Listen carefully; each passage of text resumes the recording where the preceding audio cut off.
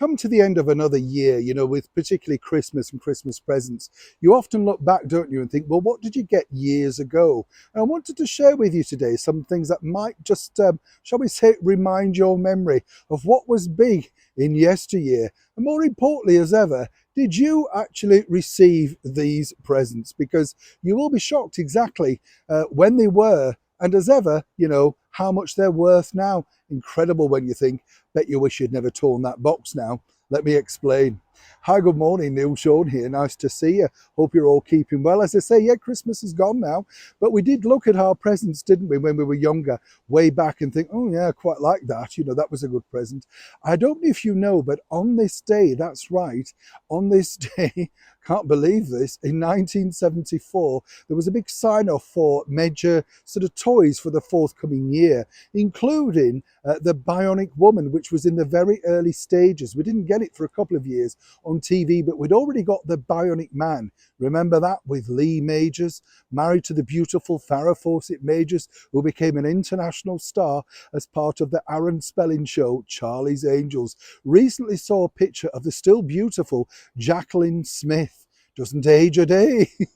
Still looks the same. But it was the action figures that were the very big thing, particularly in the 1970s. Do you remember Action Jackson? Do you remember that one?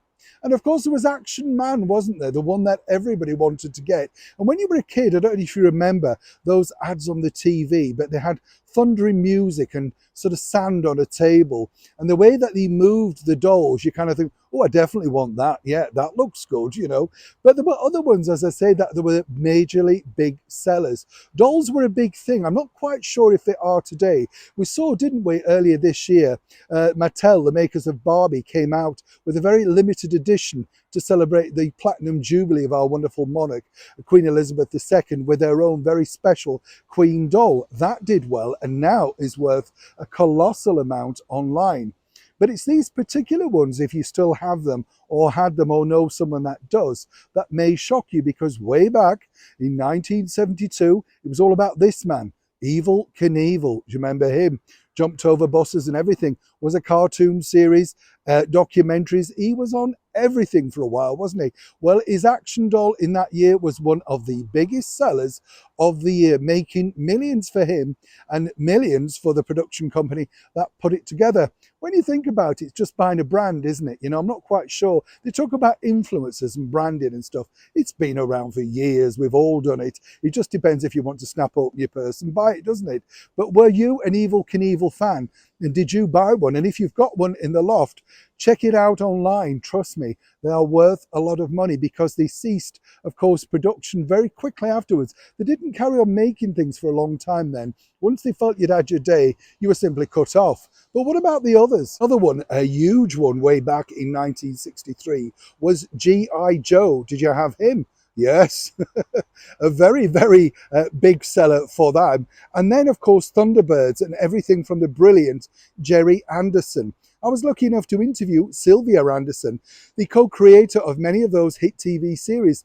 And she said to me this was all a new thing, Even the Beatles, she told me, didn't really know how much money they were making for things from like Beatles talcum powder and, mop top wigs and stuff like that. It was a brand new marketing phenomenon.